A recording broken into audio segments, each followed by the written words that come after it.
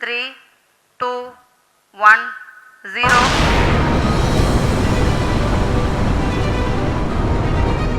आज अंतरिक्ष में हमारे देश की कामयाबी किसी से छुपी नहीं है।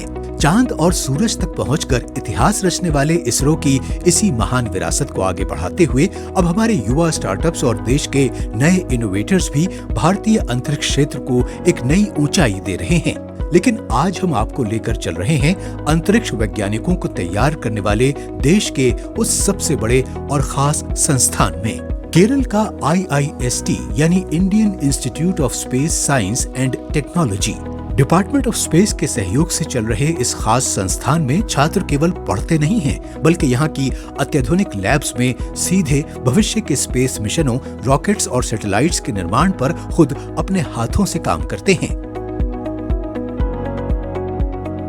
Concept to the development, testing and launching, tracking of all about a satellite, students are involved, irrespective of their department. Maybe students from aerospace or avionics or engineering, chemistry, physics, all are involved.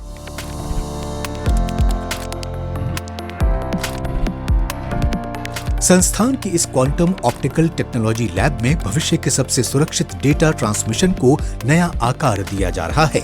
यहाँ के वैज्ञानिकों ने 7 dB quantum squeezing वाले bright and टेंजल्ड twin beams विकसित किए हैं, जो देश के सुरक्षित स्पेस कम्युनिकेशन के लिए एक क्रांतिकारी सफलता है।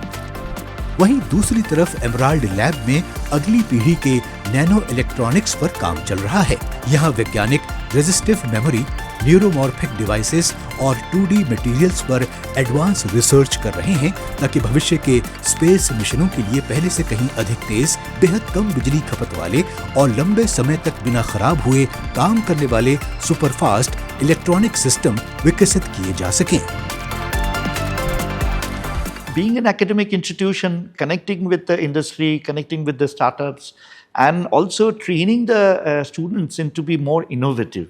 So having the same kind of environment, having startup incubation centers within the same premises helps in building this innovative style of learning for young minds. अंतरिक्ष के ये मिशन केवल बड़ी बड़ी मशीनों से नहीं, बल्कि शानदार टीम वर्क से पूरे होते हैं। यहाँ की विशेष स्पेस लैब में छात्र सीधे सैटेलाइट को आपस में जोड़ने और उसके परीक्षण जैसे गंभीर कामों का व्यवहारिक अनुभव ले रहे हैं। इसके साथ ही यहाँ की स्पेस बायोलॉजी लैब में इस बात पर गहरा अध्ययन हो रहा है कि अंतरिक्ष के माहौल में आखिर इंसानी जीवन कैसे काम करेगा और वहाँ की जीरो ग्रेविटी में पेड़ पौधों पर क्या असर पड़ता है। वहीं अंतर्राष्ट्रीय अंतरिक्ष स्टेशन गए भारत के अंतरिक्ष यात्री शुभांशु शुक्ला अपने साथ जो पेलोड लेकर गए थे, उसका निर्माण इसी लैब में हुआ था और अब ये टीम हमारे गगनयान मिशन के लिए अगला जैविक पेलोड तैयार कर रही है। इस संस्थान की सबसे बड़ी खूबी यही है कि यहाँ से पढ़ाई पूरी करने के बाद युवा सिर्फ नौकरियां नहीं तलाश रहे, बल्कि खुद के डीप टेक स्टार्टअप्स खड़े करके देश को आत्मनिर्भर बना रहे हैं। Tell them that nation comes first. So we train them accordingly so that they can actually go ready with their own startups in the future once they graduate out.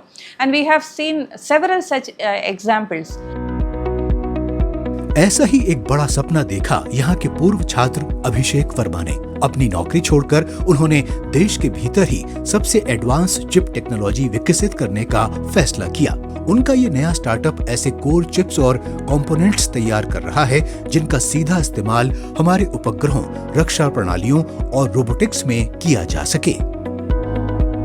We are building IP cores which are tested in space environment and other harsh environment like robotics, where precision and reliability matters a lot. So that kind of IP core library we are building.